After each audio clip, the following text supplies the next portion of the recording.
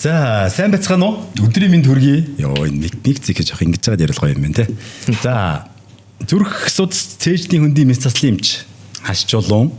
За, энэ үзэсгэлэнтэй эмэгтэй бол спортын гэмтлийн эмч. Номин Эрдэнэ. Бид та бүхэндээ өнөөдөр явж байгаад дэлийг ихсэн тохиолдолд юу нэг ямар арга хэмжээ авах гэдгээс эхлээд бид нар ингээд GMM янз янзын хичээлнэ. Одоо жишээ нь би йогоор хичээлж байгаа. Тэгээд энэ шүрмэс мөрөмсөө сунгачвал юу яах юм бэ? Тэр нөгөө барын наалт наах юм уу? Наахгүй юм уу? Ямар тос дүрх юм бэ? Хаана үзүүлэх юм бэ гэдгийг та бүхэндээ бяцхан мэдээлэл хүргэнэ. Яг зөв. Ингээд миний урилгыг хүлээж авч байгаа. Одоо мис заслынхаа дараа дөнгөж дуусгаад энэ сонгодоо дээрс гүгөд ороод ирж байгаа хашаа амжтай. Бас тань ч гэсэндээ маш их баярлалаа. Бас манай сонсогч нарт мэдээлэл хүргэж байгаад маш их баярлалаа. За ингээд номоо. Одоо жишээлбэл ингээд зүгээр энгийн зүйлээс л эхлэе заяа. Явж байгаа далийг хичдэг шүү дээ. Яа аль шагаа хавдаал. Яг ийм тохиолдолд бид нар эмнэлэг очих хэрэг байдаг юм уу? Очих хэрэг байдгүй юм. Хамгийн эхлээд харьяа дүүргийнхаа одоо эрентхийнтэй газар очиод зураг авах хэрэгтэй. Ягаад тэгэхээр тэр холбоос урагдсан байна уу, сунцсан байна уу? Эсвэл тэр одоо кальц ч юм уу дээг ууддаг хүмүүс бол шууд одоо ясна одоо гэмтэх тохиолдол байдаг. Цуурсан, хугарсан тохиолдлууд байдаг. Тэгэхэд ингээд сар гарan гипстэй ч юм уу яваал гэдэг. Тэр яг ямар шалтгаантай болцсон байна? Тэр холбоос яг яасан байна гэдгийг тодорхойлох хэрэгтэй. Шагаа штэ. Тийм, шагаа. Шагаа тэгэхээр X-ray дээр очиод авахулна гэсэн үг юм уу? Тийм. X-ray хэлэх юм байна. Тийм, X-ray хэлнэ гэсэн.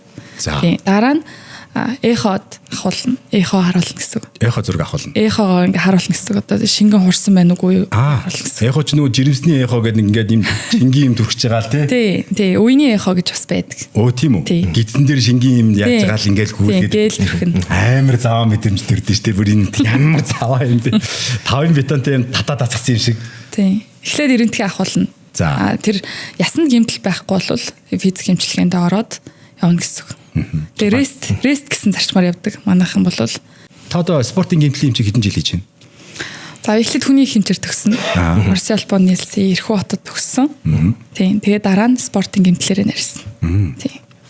Спортын гэмтэл гэхээр одоо эдгээр дотор юу багтах вэ? Юу багтах вэ гэдэг нэг одоо спортын гэмтэл гэдэг маань яг ийм байдаг юм аа. Ийм ингэж бид нар үздэг юм аа гэдэг тодорхойлолтын хувьд. За эхлээд бүгдээрээ хүний хэмжээр төгсдөг. Тэгээд спортын гэмтлэрээр нарийсаад явдаг гэсэн. За миний хувьд бол одоо биеийн тамир спортын улсын харьяа, спортын анх хүрдэм шинжилгээний төвд ажилласан. Энэ хугацаанд бол спортын бүх төрлийн тамирчидтай хамт ажилласан, тулд ажилласан тий. Одоо бөхчүүд, волейболчууд, сагсчид тий. Тий. Гадагшаа тэмцээнд явахт нас цуг явдаг. Тий. Олон улсын тэмцээн, Монгол улсад зохион байгуулагдаж байгаа олон улсын тэмцээн уралдаан дээр бүгдэн дээр нь багийн хэмжээр явж байгаа. Багийн хэмжээр одоо ажиллаж исэн гэсэн үг. Тэгэхээр одоо тэмцээнүүдэд орлоо гэж бодоход тэнд гэмтэл гарах юм бол хамгийн түрүүндээ үзэх нэл гэж ойлгох. Хамгийн түрүүнд байж гинэ л гэсэн үг. Ер нь ямар төрлийн спортоос шалтгаалаад гэмтлүүд нь ондоо. За. Одоо жишээлбэл халз тулааны спорт гэх юм бол бокс, жудо, чөлөөт бүх орж байгаа нэг маш хурдан гэмтэл бэртэл авдаг. Тэгэхээр яг нэг одоо 103 дуудахтай адилхан спортын гэмтэл хэмжээг хажууд нь байх ёстой л гэсэн үг. Тийм. Тэмцээн уралдаан дээр. Тийм. Одоо юу гэдгийг ингээд нүүр амаа гэмтээгээд ингээд одоо таны хувьд бол жишээлбэл за энэ хүн бол одоо тэмцээнд оролцох боломжгүй гэдэг бас юу гаргаж өгнө гэсэн үг. Одоо жишээлбэл сая бас боксын бас олон улсын тэмцээн уралдаан болох ч байгаа гэлдэг чинь сая бас Синдикатын тэмцээн дээр бас ажилласан. Тэн дээр бас одоо ингээд нөгөө урьдчилан сэргийлэх үзлэгт ордог. Эмч нарын яг дүгнэлт гаргаад энэ хүн зүрх судасны асуудал дээр хүртэл хэмнэлт алдчихвэл энэ хүнийг халз тулааны одоо боксын тэмцээн уралдаанд оруулахгүй гэсэн дүгнэлтийг эмч нараар хуралдаад гаргадаг. Тэгээд гэмтэлтэй байх юм бол тэр хүнийг дахиж гэмтээхгүй одоо зөвлөдөг гэсэн үг л дээ. Эмчээ нэг хөгшин ир заяа йогт явж байгаа байхгүй юу? Нэг хөгшин ир. Тэр йогт явж байгаа ир ингээд өөрийгөө халчлаа гэж бодоод байгаа. Хөлс мөсгөн туслаа л байгаа. Өөрхий гүүж мүсэн л юм шиг байлээ зайл. Тэгээд нөгөө багш маань ингээд ар мараас ингээд дараад байгаа нь тэр ер нь зүгээр байгаа гэдэг асууж ирсэн. Тэр хөгшин ир. Эхлээд хүн ямар ч спортоор хичээлж болно. Ямар ч төрлийн спорт, сонголт, йога бүгднгээр нь хичээлж болно. Гэхдээ тэр спортоор хичээлэхэд миний бие бэлэн үү гэдгээс шалтгаална. Жишээлбэл танд эрдэс, минерал, химийн байгаа юу? Таны ууж байгаа им тариа хэвийн үү? Тэ одоо надад таарж байгаа юу? намайг хичээлэхэд энэ йога надад тохирох уу гэдгээс танаас өөрөөс ч шалтгаална гэсэн. Одоо жишээлбэл таны булчин жоохон чангараал ингээд зангираад ах чинь йогоор хичээлвэл бас буруу. Яг мэдгүй уучлаарай. Одоо жишээлбэл тэр хөөрхий тэр хөгшин ирэх модын юм чаас ер нь. Одоо тань мэддэгдэн л дээ. Одоо нэг хүн чинь минерал ашэсэр юм уу одоо хөлсөөр аягүй халтдаг. Тэнгүүт та нэг ядраад уул нь йога хийгээд гоё болох гээд байгаа шүү дээ. Тэнгүүт ингээд ядраад байвал тэр чинь буруу гэсэн үг байхгүй юу? Тэгэхээр танд минерал дутагдаад байгаа гэсэн үг. Тэгэхээр та эрдэсийн шинжилгээнд хамрагдана гэсэн үг. Тийм. Кали, магний дутагдаад байвал хөлсөө гаргаалах юм бол та дахиад спортоор хичээлээд ах юм бол та бэртэх байхгүй юу? Тийм. Тэгэхээр ямар ч хэсэг эхлээд та йога хичээлэхэд би өөрөө биелнэ үү гэдэг асуултанд хариулъя. За тэгэхээр эрдэсийн шинжилгээ бол ерөөсөө очих юм байна. Тэр хөгшин би хэлнэ.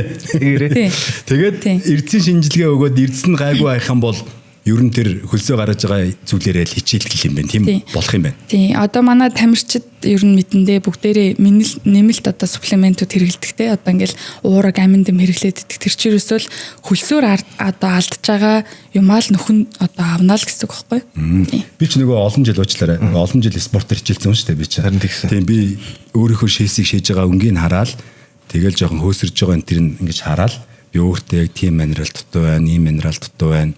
Ингээ тгийгдгийг би мэдчихдэг шууд уу? Тий. Эрдэсийн шинжилгээ өгөхгүйгээр би тэгэл мэдчихин. Тэгэл жоохон угаал эхлэхээр нөгөөдөг чинь өнгө өөрчлөгдөл ингээл мэдчихдэг шүү дээ.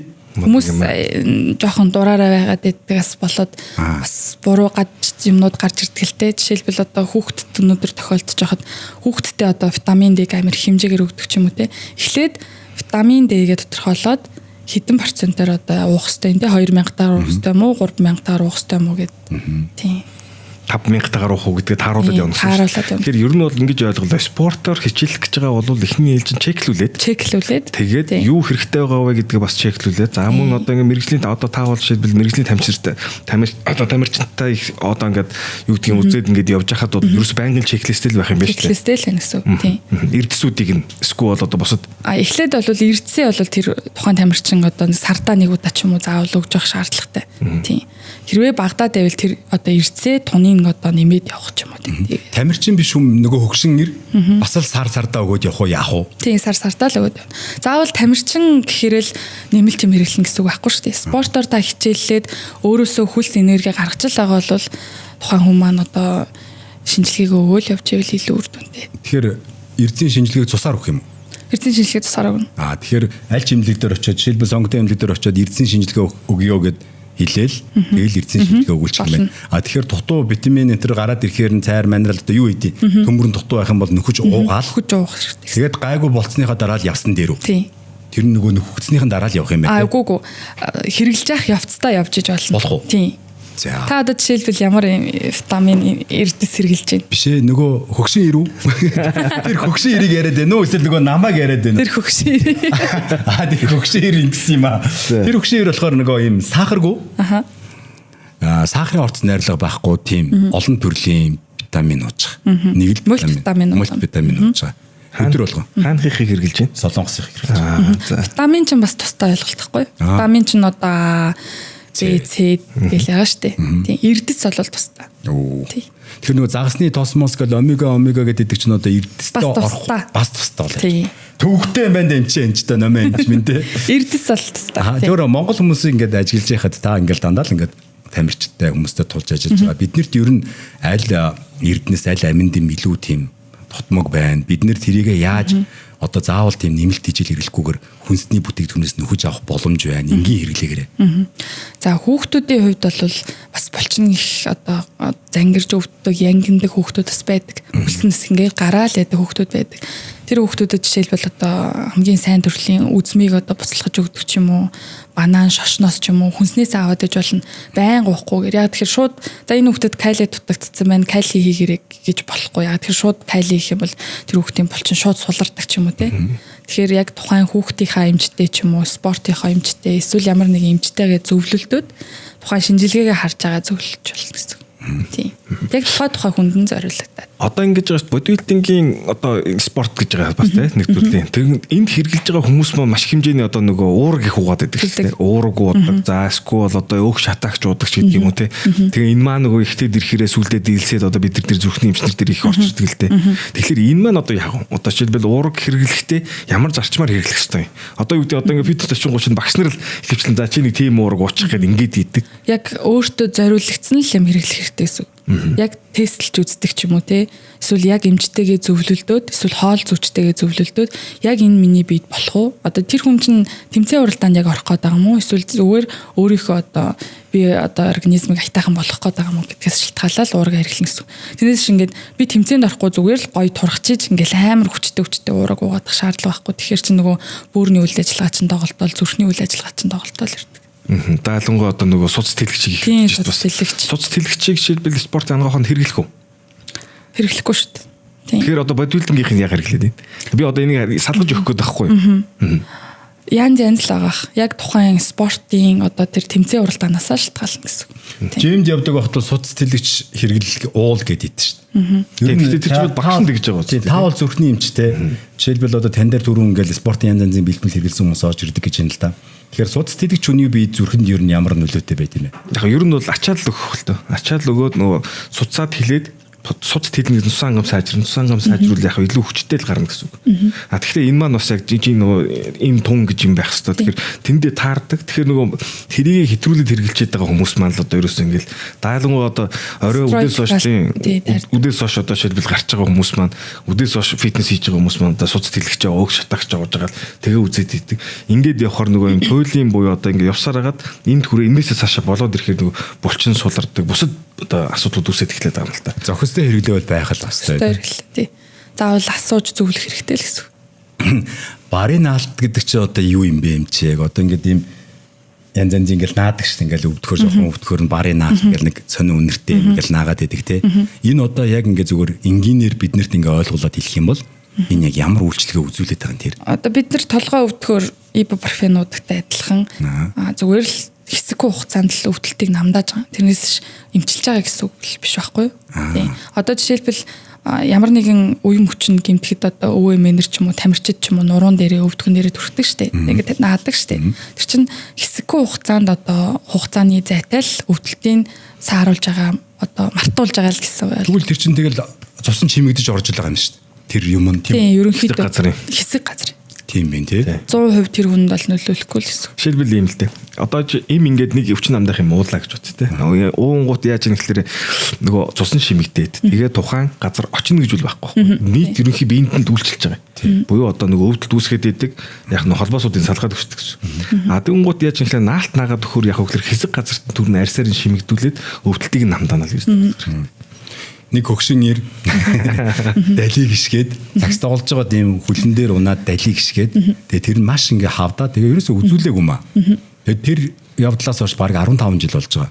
Тэгээ ерөнхийдөө одоо бол ингээ байнга л өвдөлттэй байдаг ингээ жоохон алхачгаар л ингээл өвдөлттэй байгаа. Тэгээ энийг одоо би яг яах хэвтэй. Та одоо тэр хүнд дамжуулж хэлчихгүй юу? Тэр хүн сонсож байгаа хоо одоо. Ер нь бол шаардлагатай бол эхлээд эхо хэлгээд за тэнд одоо нэг одоо удцсан одоо холбоосны гэмтэл яваад байгаа байхгүй юу? Холбоос нь гэмтсэн. Тэнгүүт ингээд нөгөө шагаан үе чи өөр ингээ үетэй тэг гажичдаг байхгүй юу? Одоо сакс тоглож байгаад ч юм уу эсвэл өсгийтэй гутал өмсөж байгаад ч юм уу ямар нэгэн байдлаар ингээ гიშгчдэг. Тэнгүүт тэр нөгөө холбоосны гэмтэл үсчдэг байхгүй юу? Тэгээд тэр холбоосны шүрмэс цэмэрсэн байна уу? Эсвэл сунцсан байна уу гэдгийг заавал эхоогоор харна. Бүр шаардлагатай нарийн мэдээ гэвэл имраа золж байна. Тэгээд нөгөө нэг эхоогоорч илүү юугаарч илүү би зургийг авахулж ирсэн юм аа. Тэгээд ясвал зүгээрээ зөүлийн эдийн гимтэл байна гэлтгцсэн байхгүй. Одоо тэгээд энэ юу нэгээд насан туршдаа л ингэж өвдөл явна гэсэн. Үгүй та физик хэмжлэгэнд яваад 100% зүгээр болно. Өө тийм үү? Хаана явал зүгээр эмчээ та ер нь нэг хүмүүс авдаг боломж байна. Би тэр хөгшин нэрт хэлээд. Би яг одоо мөнгөн гүр эмнэлэг дээр харьяалагдаж ажиллаж байгаа. Манай эмнэлэг жоохон холдоод байсан бол одоо хотын төв рүүгээ ороод ирсэн. Хаана юм бэ? Одоо энэ алтан жолоо гээд Өөлийн цирк хажууд орж байгаа. Оо ашгүй. За тэгвэл тэнд очиж нэг үзүүлээ. За энэ дэшрамд ашиглаад одоо тэр эмнэлгийнхэн бас бид нар хэдэн дөр төлөх ёстой боллоо. Энийг одоо зөмөрөө ингээд бартарч удаагч тий. Эхлээд одоо эход үзүүлээд холбоосны суналт нь хэрвэн шингэн хэрвэн гэдгээс хамаараа та үргэлжлэн юм уун. Тэгээд физик эмчилгээний шаардлага аппаратууд дээр орно гэсэн. Тэгээд хөдөлгөөн заслын эмчилгээ. Одоо Монгол улсад хөдөлгөөн засал аюул их хөгжиж байгаа. Тэгээд танд яг таарсан шагааны холбоосыг чинь эргээд хэвийн байдалд нь оруулахын тулд танд зориулаад хөдөлгөөн заслын эмчилгээ яг тулж ажиллана гэсэн. Хин та юу? Биш ээ, хөдөлгөөн засалч. Хөдөлгөөн засал маань ханаа лээ. Тэр эмнэлэг дээрээ тэнийг хүлээж байгаа. Байж байгаа тий. Эмнэлэг дээр. За тэгвэл ер нь бол очиж болох юм. Гэхдээ таны гэдэг тэр хөгшин эрд мэрдэл хэлдэг тэр 15 жилийн өмнө. Тэгэл хаашаа. Такс тоглож байгаад гიშгсэн тий. За өөр нэг юм байна. Хүзүү шохоождаг гэдэг штэ. Одоо энэ хүзүү ингээд шохоож чинь. Та бол одоо спортын гэмтлийн эмч тий. Одоо хүмүүс чинь хүзүү мүзүүгөөж бас эвгүй болгоод байх. Бид нар энэ хүзүүгээ ер нь яаж энэ хоёрын моёг хөөрж байгааг энгийн байдлаар ер нь засаад явах боломж байт юм бэ? Яг хөдөлгөөн заслаар засна гэсэн. Дасгал хөдөлгөөнөөр засна гэсэн. Зүгээр ер нь наахгүй юу? Барын наалтнаагаа зүгээр болчихдаг шиг тийм наалт малтаахгүй. Яг наавал хэсэг газартаа хэсэг баг зэргийн одоо өвдөхө балах л баг. Тэрнээс өөр юм байхгүй. Хүүтэнжин одоо ингээд нөгөө офисын ажилчид ч юм уу, эмч нар ч юм уу, багш нар ингээд байнгын ингээд компьютер дээр суудаг. Одоо бид нар ч гэсэн ингээд байнгын сууж ш төгшөөд идэг те. Тэгэхээр одоо сардаа нэг хэдэн удаа ч юм уу барайцлалт орж болно. Эсвэл физик эмчилгээний цахилгаан бомб тавиулж болно. Тэгэх бүр амжихгүй бол ядаж одоо хүүтэн одоо ийм мөрөн дээр тавьдаг. Одоо хүүтэн мөс жин тавьж болно гэсэн. За тэгээд таниад хатгаа. Үгүй 5-аас 10 минут л тавина. Тийм. Би нөгөө хөгшин эрдэл хэлж байхгүй юу? Тэр чинь имзэг дийлбэ. Айгүй хүүтэн мөсөс тавиад таниад түрээд тэгээ бүр балархаа. Үгүй 5-аас 10 минут тавиал таны тэр хөөрөнгө буучна гэсэн. Өө тийм үү? Тийм. Оо боломжийн юм байна тийм. Туршаад үзээрэй тийм. Нэг юм. Одоо жишээлбэл одоо ингээ мэрэгжлийн тамирчид гэж хэлэн те. Одоо манай date league гэдэг ингээ явж байгаа. Тэгэхээр тухайн тамирчид маань ингээ харах нэ ихэвчлэн бүгд хөлөө боолттой байгаадах юм л та. Тэгэхээр энэ одоо яг юу юм бэ? Одоо үнэхээр бүгд бэртчихэд байгаа мó? Аль эсвэл бол хамгаалаад байна уу? Үгүй бол ямар нэгэн спорт байгаад байна. За тэп болтны хувьд бол атлетик тэп сундаг буюу одоо уян тэп гэж байгаа, кинесологи тэп гэж байна. За тамирчдын, сагсчдын одоо хувьд бол маш тийм хурдтай хөдөлгөөн хийдэг. За хасын үлгүүд баг дээр ажиллаж исэн. За хасын үлгүүд багийн хувьд бол бид нар одоо байнгын тэп болт хөдөлгөөн засалчд маань боодог. Ягаад тэгэхээр одоо тэр хөгшин иршиг гიშгэж гэмтэхгүй тулд хамгаалж байгаа. Эсвэл гэмтсэн тамирчин бас хамгаалж байгаа гэсэн үг. Урьдчилан сэргийлэн болон одоо гэмтэлтэй үеэ хамгаалж байгаа гэсэн үг. Одоо дахиж одоо сагсаар тоглох ч одоо гэмтсэн ирнээсээ тогломоор байгаа бол хөдөлгөөн заслынхаа амжилтыг одоо гүйцээж биелүүлээд дараа нь тэр тэп болтоор заавал боож хэрэгтэй гэсэн. Би одоо ингээ нөгөө юу гэдэг лээ. Муу хүн дайнд хөөрнө гэдэг шиг хөлбөмбөг тэмцээн болоод тэгээ нэг баруун хөлөө гэмтчихгүй юм. Тэгээ нөгөөх маань ингээ хавдаад байсан. Яг хавдраа буулгаад ингээл хотор тий. Тэгээ яасан бэ гэсэн чинь нөгөө болт хийгээд яваа гэд. Тэгэхээр би нөгөө яг тууцсан юу наахгүй ингээд нөгөө одоо ACL нөгөө яг энэ шүрмсийнхоо дагуу ингээд наагаад тэгсэн чинь айгүй үр дүнтэй ингээд явхад ингээд дэмжиж өгдөг. Тийм. Тэгээ харин би энэ ч бас их чухал юм байна гэж харж байсан. Тэп болтны хувьд болохоор тэр цусан хангамжийг дэмждэг, илүү гэмтэхгүй, урьдчилан сэргийлэх байдлаар хаач зарагддаг. Тэгээд сүүлийн үед бас одоо кул бон гэдэг Монголд ороод ирсэн Солонгосоос тэр болтоос л надад аягүй их таалагдсан. Би тамирчдад бүгдэнд нь зөвлөж байгаа. Одоо гიშгдсэн гэмтсэн үед ч гэсэн эмчилгээний зорилтоор хөлдөөгөө л боолгоод байна гэсэн. Хөлдөөгөө. Тийм. Хөлдөөгчтэй болт. Тийм. Мөстэй болт юм байна. Тийм, мөстэй болт. Мөстэй болт юм биш ойлголоо. За намайг өөр юм байна. Одоо жишээлбэл түрүүнгээ жимд явхад бол эрдэс байдлын одоо эрдэсийн өрийн шинжилгээ өгөөд тэгээд явах нь бол хамгийн зөв юм байна гэдэг ерөнхийдөө ойлголоо. За бид нэр ер нь ингээд хөгшин ирүүдж ирнэ ингээ жоох юм бол гимтчихэд байдаг болчиход байна л да. Сакс тоглосон ч тэр те. Зүгээр жимэнд юм хийсэн ч тэр ер нь юм бэртэл гимтлээс бид нэр яаж урьдчилан сэргийлж одоо бие халаана гэж ярьдаг. Яаж халаах ёстой вэ? Зүг зөвхөстэй яаж халаах уу? Яаж бэртэл гимтлээс бид нэр ер нь ингээд ямар нэгэн спортоор хичээлж эхэлж явах та хамгаалж болох уу? Жишээлбэл одоо энэ талбайн тест энэ төр чинь ингээд гимт зогсолттой болохоор энэ үений нүүд те өвдөгний нүд ч байд юм шүрмэс ч байд юм хүн харахад ингээл зүгээр цохоод байгаа юм шиг мөртлөө маш их бэртэл нь баг сагсан бөмбөөс илүү байдаг гэж байгаа. Тэгэхээр бидний маш олон хүмүүс спортоор хичээлж байна. Талбайн теннисч тэр, жимч тэр, йогч тэр те. Яаж бид нэр ер нь бэртэж гимтэхгүй байх вэ? Таны хэлж байгаа зөвлөлтөө хамгийн эхлээд бие халаалт. Тэгээ сунгалт. Одоо хүмүүс нөгөө нэг ингээд ял нэг удлаа өнөн заа халчлаа гэлтэгдэг. Халаалт бол нэг бараг 20 минутын дотор 20 минут 30 минут халж иж спортоор хичээлэх хэрэгтэй.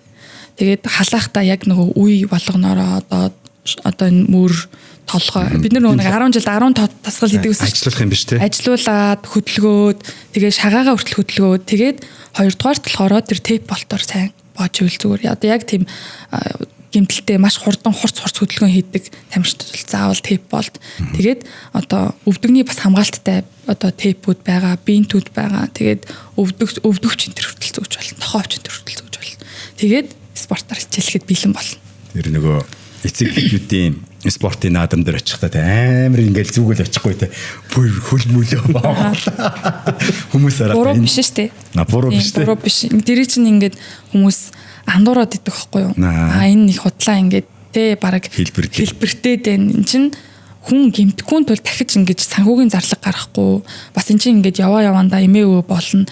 Бүр илүү асуудалтай байхгүй юу? Тийм. Ужиграад илүү хүндрээд. Тийм. Тэгээд дээрэс нь бас мөн адилхан гэмтэж бэртээд байгаа нь яагаад би гэмтэж бэртээд байгаа. Энийг бас шинжилгээнд оруулаад тэр эрдэсийн шинжилгээг өгнө, витамины шинжилгээ өгнө, цусны шинжилгээ өгнө, үений өрөвсөл нь байгаа мó те. Юунаас болоод би ингээ гэмтээд байгаа. Одоо жишээлбэл бид нар бага байхад ингээл нөгөө шилб өвдөх те өндөр болох ч байгаа ингээл аав ээжүүд нар хэлдэг байсан. Тэг чинь яг үнэндээ ингээд нарны витамин D-ийн дутагдлалд орж байгаа байхгүй юу. Тэрнийг хүртэл мэдэхгүй. Одоо манай монголчуудын тийм ахсан шахуу витамин D-ийн дутагдaltaй. Тэгээд D кальц ууж ивэл тэр яс ядаж ингэж гэмтсэн ч цуурахгүй хуурахгүй байхгүй. Тэгэхээр бид нар тэр үений тэжээлийг зөв зохистой хэрэглэх хэрэгтэй. Витамин D-гээ уух хэрэгтэй. Тэгжээж гэмтэл бэртлээс одоо баг байна гэсэн үг байхгүй юу? Эрдсийнхаа шинжилгээг өгөөл тэгэл яг эмчийн заавраар уухгүй бас D-ийн илүүдэл болвол бас баларна те. Одоо чинь үзэмнээс D авах уу? Авахгүй юу? Кайлил. За зөөлийг юм аа те. Би нэг дээл өнгөө олоод уучих гээд байхгүй юу? Нарнаас л авах. Тань шиг одоо ингээд им тариа хэрэглэх дургу хүн байж болно шүү дээ. За би ингээд янз бүрийн олон тэр им тариа хэрэглэхээр миний ходоод өвдөд идэв юм аа. Тэгээ ингээд миний ходоод өвдөд идэх учраас би дэгээ тариулчих болох уу? Тариулж болно шүү дээ. Сард 200 мянгатаагаар тариулж болно. Нэг л удаа. Дээгүү. Сард тий. Тэгэд өөрөө тэгээ цусандаа эргэлдээл явж байгаа. Эргэлдээ шимэгдэл явна гэсэн үг л дээ. Одоо нэг үгээр хэлэх юм бол бустер тунал гэсэн үг. Тийм бустер тун гэсэн. Бустер буюу нэг удаагаар огцом сайн хийж өгнө л гэдэг ойлголт юм. Хүүхдүүдэд болохоор ампулаар тосон дээг бас болгочих болно. Ходоодоо хамгаалъя гэж бодож ивэл тосноор нь хамгаалж болно. Би танаас зүгээр яг спортын гэмтлийн эмч яг спортын бүх зүйлийг мэдж байгаа учраас нэг зүйл асууя. Бүх зүйлээс допинг илрээд идэг те. Одоо тэгэхээр та нарт болон ингээд бусад бүх хүмүүст ингээл тэрний талаарх мэдээлэл хангалттай очиж чадж байгаа юу энэ тамирчдад? Яг одоо ингээд спортын ангаах ухаан Монгол улсад ингээд одоо л хүмүүс ингээд спортын эмч байд юм байна, ингэдэм юм мэдээд байгаа болохоос ш 1961 оноос хойш ингээд Олимпиос ингээд ахуулаад спортын эмчнэр бол байсан. Тийм. Тэгээд допингийн асуудал бол бас энэ бол маш хурц асуудал. Тэгэхээр Global Draw гэдэг сайт байдаг. Бид нэр адаглаад ингээд хэрэгжилж байгаа эмнийхээ яг ямар найрлагатай эм тариа хэрэгжилж байгаа гэдгээ тэр сайтаар дамжуулаад олон улсынхаа сайтаар ороод харчихна гэсэн үг. Та одоо тамирчид одоо үзчихвэл Global Draw гэдэг сайт байгаа. Тэр лүүгээ ороод би одоо ямар нэгэн тамирчинтэй юуны тамирчин гэдгээ сонгоод тэгээд тэр эмээ хэрэгжилж болно гэсэн. Одоо жишээлбэл зүрхний панангийн орд юм уу, стероид юм уу, стероид бус юм уу гэдгийг хүртэл орчиж болно. Тэгэхээр яг нөгөө эмнийхээ нэрийг оруулаад сайтан дээр ороод хийгээл үзэхээр наадхаа хэрэгжилж болохгүй гэдгийг гараад. Тийм болохгүй гэдгийг гараад ирнэ. Амар юм байна тийм. Одоо нөгөө допингийн сайтууд байгаа шүү дээ. Бүх цаг үед хоройтой, хоройгүй гэдэг хэрэгэлдэг гэсэн. Одоо жишээлбэл хамгийн эхлээд dexamethasone-ыг бол хэрэгжилж болохгүй. Тийм. Dexamethasone шиг маш одоо сайн өрөвсөл дардаг ямар эм тариа хэрэгтэй вэ энэ гэдгийг бас эмчтэйгээ зөвлөлтүүд хэрэглэнэ гэсэн. Тийм. Зарим тохиолдолд одоо сая допингийн асуудлаар ингээл бөхчүүдэд гарч ийн те. Тэр бол бас яг юу болж байгааг мэдэхгүй учраас бас хамаагүй ярьж болохгүй байгаа тийм. Тийм. Тэр чинь нөгөө нэг санаатай болон санаандгүй гэсэн өөрийнх нь сонголтоор тэр чинь юмнасаа хэрэгэлсэн байж болно шүү дээ. Тийм. Бас одоо хүнд хохирогдсон юм уу? Эсвэл одоо өөрөө үнэхээр мэдэхгүй одоо өөр нэг эмтэйгээ андуурагдаад ууцсан юм уу? Тэр ч одоо бас бодгол асуудал. Энэ нөгөө одоо мэрэгжлийн сагсан бөмбөг. Манай одоо энэ сагсан бөмбөгийн тэмцээнүүд болж байгаа та бас багийн үнжсэн байна. Энэ дээр ер нь тамирчид юм допинг хэрэглэж болд юм болов уу? Болохгүй. Олон улсын тэмцээнд оролцдог учраас допингийн тест өгдөг. Бүгдээр явж байгаа. Тийм. Одоо яг хөө манайх дээр сая бас нэг жоохон харамсалтай юм гарсан. Сая 2023 онд төлөө Азийн наадам сая Ханчжоуд болсон шүү дээ. Тэгэхэд Монгол улсын одоо багуудаа хариуцаад эмнэлгийн багт хариуцагдаад ажилласан. Тэнд одоо ингээл нөгөө нэг юу ячдаг амар хидээд одоо жудаагийн бас нэг тамирчин одоо нэрийг хэлээд явах. Тэгээд амар их ингээд нөгөө жингээ хассан байгаа шүү дээ. Тэр чинь нөгөө жиндээ орох гэж амар их зовдөг. Ингээл арай гэж хасаал за жиндээ орчлоо гээл тэгэл юм идсэн чинь маргааш шууд контрол тест гээл жингээ бариад орчих жоох. Тэр амар асуудалтай. Юу хэрэглэж байгаа, юу идэж байгаа, уух байгаа гэдэг заавал тухайн одоо дасгалжуулагчтайгаа багтайгаа эмчтэйгээ байнга ярилцдаг гэсэн үг байхгүй юу? Тэгээ олон улсын тэмцээн уралдаан дээр маш чухал. Тэр яг юу идэж уух гэдэг, яг яах гэдэг гэдгээ маш сайн ярилцж байгаа. Бүр допинг байтугай зүгээр идэж юм дээр нь дахиад жин үзэх чинь тий. Дахиад тестер жин үзнэ гэлж байгаа юм биш тий. Тий. Одоо багийн эмч байна гэдэг нь бол бас аягүй чухал.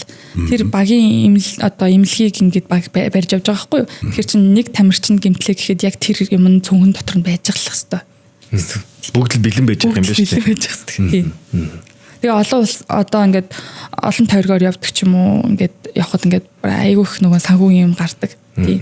Сая ингээд тэр ингээд Дубай, халуун оронд очих тий, хөвдөө оронд очих гэхэд хүртэл яг юу авч явах хэвтэй гэдгийг хүртэл нөгөө багийн юмч авч хариуцж байгаа. Тэгэхээр вакцинаас эхлээл бас байдаг үү? Бүр халуун оронд бол явхдаа вакцин хийх хэрэгтэй байдаг ч гэдэм үү нөгөө халууны өвчнүүд янз бүрийн байдаг шүү дээ. Тэрийг хийхээс эхлээл байдаг. Тиймэрхүү өрөвслийн юм тариануудаа бүгдийг авч. Дээр үед бол спортын эмчний орон тоон дээр нэг дараагийнх нь ихнэр явчихдаг гэсэн тийм. Одоо тэр нь гайгүй болсон байгаа. Дээр үед бол ингэдэг гэсэн нөгөө эмч явах хэвээр. Эмчнэрийнх нь оронд дарга нарын ихнэр явчихдаг байсан л гэж ярьд юм байна. Сая бас Парисын Олимпиор нэг хальт нэг тийм шуум гарсан. Гэхдээ би бол явах болохоор сайн мэдгүй. Ийм байх уу? Ер нь бол одоо жишээлбэл нэг эмчид одоо тэдэн одоо юу гэдгийг те спортын одоо оролцож байгаа тамирчид байх хэрэгтэй гэсэн тийм юм байгаа юу? Нэг эмчид? Тийм одоо нэг эмчид хэдэн гэдэг юм уу? Одоо харьяалагдах. Сая яг хоо миний өмнө ажилладаг байсан одоо энэ спортын анагаах эрдэм шинжилгээний төв дээр бол би бас нэг 6-7 баг хариуцдаг байсан юм уу? Тийм одоо 3 ч юм уу те бай тарваа ч юм уу дугуй ч юм уу гэдэг ингээд зөндөө олон тамирчид ирдэг. Тэгэл курсээрээ одоо бид нар ч нэг гадагшаа тэмцээн уралдаанд явж ирчихэл буцаж ирээл эмчээд гисэн гэл тус тустай гэмтлүүд гарч ирчих. Өөр өөрсдийнх. Тэгэхээр яг нөгөө нэг ажиллаж байгаа багаараа багуудаа хувааж аваад шаардлагатай тэмцээн уралдааных нь өмнөх бэлтгэлд нь хамт бас явдаг. Тэгэл ингээл ерөөсөө байнгын завгүйх юм биш тийм.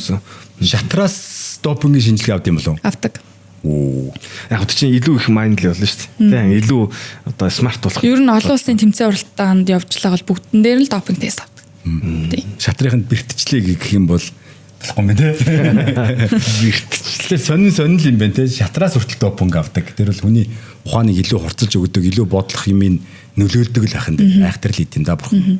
Холол ах хэрэгтэй бах тий. Хамгийн гол нь тэр чинь нөгөө нэг юу ууж байгаагаа мэдэхгүй зүгээр л нэг энэ өвчин намнах юм гэл нөгөө нэг өөрөө мэдэхгүй ингээд авдаг ч юм уу нэг аваад ууцсан юмнаас нь допинг илэрчиж бас болох байхгүй. Тэр нөгөө допингийн юм тийм. Тэгэхээр бол одоо та бол жишээлбэл гадагшаа хариуцаад явах юм бол аль чимийг бүгдийг нь уулахгүй хана шүү дээ. Тэр нь бол тийм үү? Үгүй бүгдийг ингээд харж байгаа л яг ямар одоо тухайн тамирчнаа ихлэ явахын тулд ингээд тестлэн шүү дээ. За чи яг чи юу ч өвдөж чинь явахд бэлнүү ингээд ингэж байгаа л ямар юм тари хэрглэж байгаа илээ. Эний чинь шалгаатыг гэлээ. Тэгэл бүгдийг шалгана гэсэн үг тийм. Ер нь бас юу юм бэ шүү? Чанга юм бэ шүү? Тийм эсвэл одоо нөгөө олон улсын тэмцээн уралдаан руу явах гад байдаг.